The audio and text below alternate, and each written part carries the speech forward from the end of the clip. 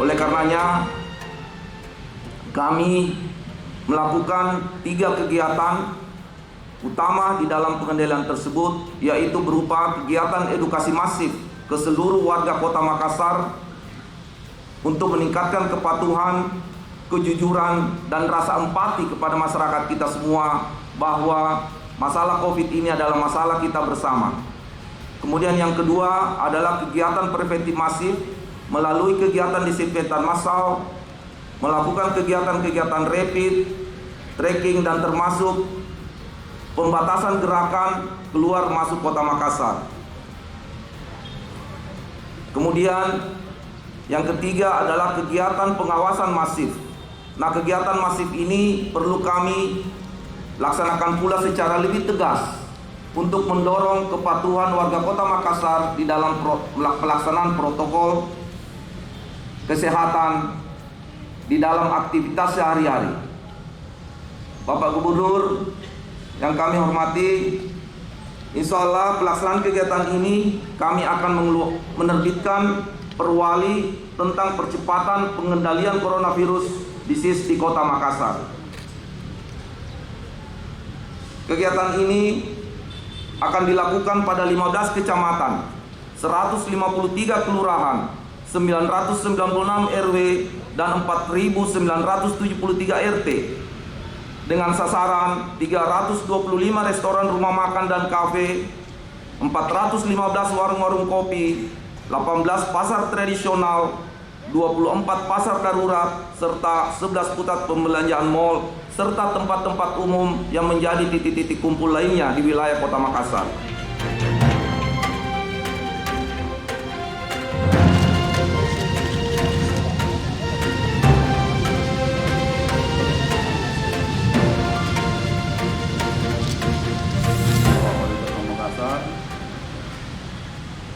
Harapan dari seluruh bupati wali kota, Pak Gubernur, mohon Makassar bisa diturunkan kasus COVID-nya. Karena jujur saja, kami di daerah semuanya klaster Makassar. Jadi kalau kita bisa menyelesaikan Makassar, maka 80% persoalan COVID akan selesai. Kita sudah melalui berbagai upaya-upaya, termasuk PSBB kemarin.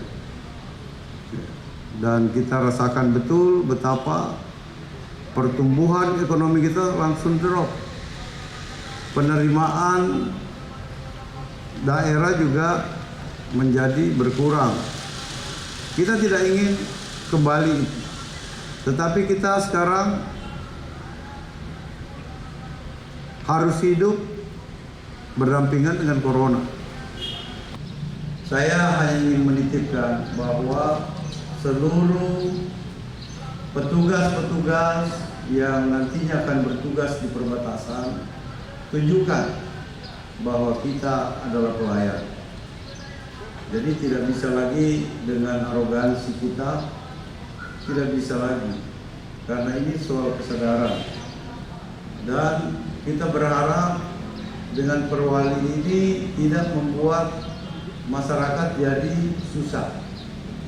Misalnya orang yang akan masuk ke Makassar dengan antrian yang panjang, nah disinilah kita tuntut inovasi-inovasi untuk memastikan orang yang masuk ke Makassar, orang yang keluar dari Makassar tanpa masyarakat terganggu. Termasuk mungkin nanti surat keterangan sehat. Jadi kita berharap bukan hanya dikeluarkan oleh gugus tugas, tetapi mungkin dari puskesmas juga. Jadi puskesmas saja yang terdekat.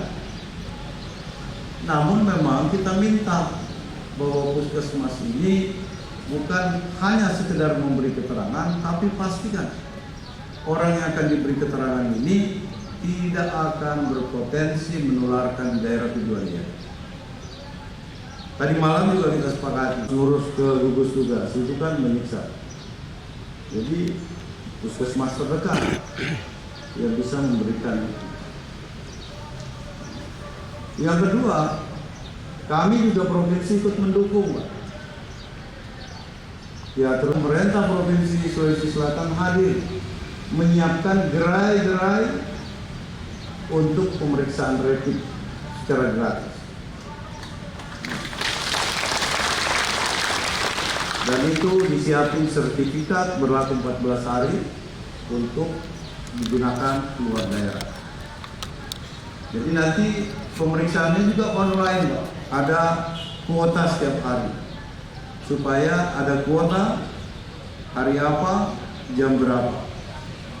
Jadi mereka nanti bawa itu supaya tidak numpuk. Kita hindari kerumunan, kita hindari penumpukan untuk menunggu rapid. Jadi saya kira tidak ada lagi alasan bahwa pemerintah membuat aturan-aturan untuk kepentingan-kepentingan bisnis. Tidak ada. Kami sama sekali tidak ada. Di masa pandemi COVID-19 ini tidak boleh satu pun yang mengambil keuntungan. Apalagi pengadaan berbagai kebutuhan, saya kira ancamannya sangat jelas, ya. Itu hukuman mati. Ya, jadi kami juga beserta seluruh Forkopimda sepakat untuk pengawalan, sehingga di akhir pandemi nanti tidak ada pejabat-pejabat kita yang bermasalah.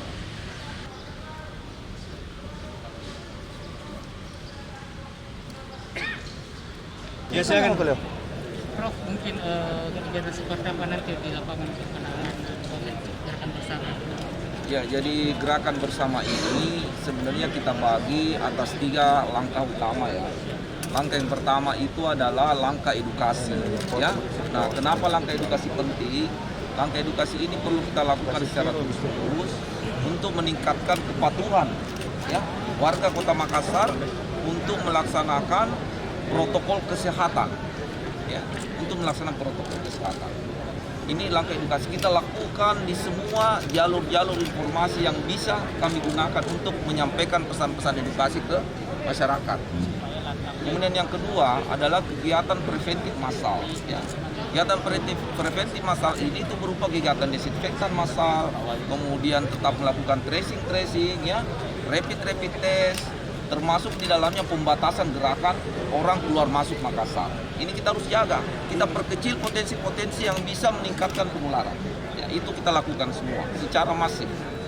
Kemudian yang ketiga adalah kegiatan pengawasan masif. Nah, pengawasan ini perlu kita lakukan untuk mendorong percepatan tumbuhnya kepatuhan warga di dalam melaksanakan protokol kesehatan.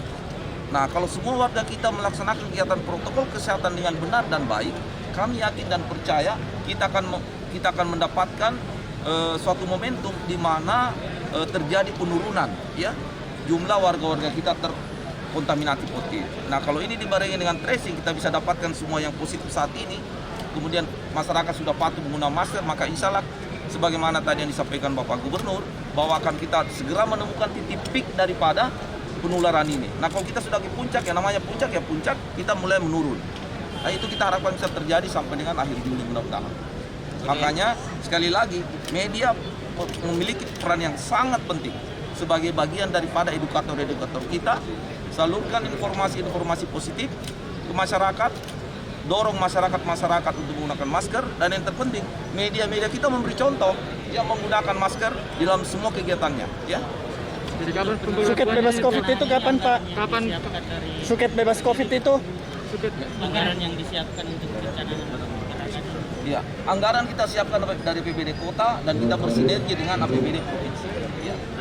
Suket bebas COVID, Pak. Suket Gimana?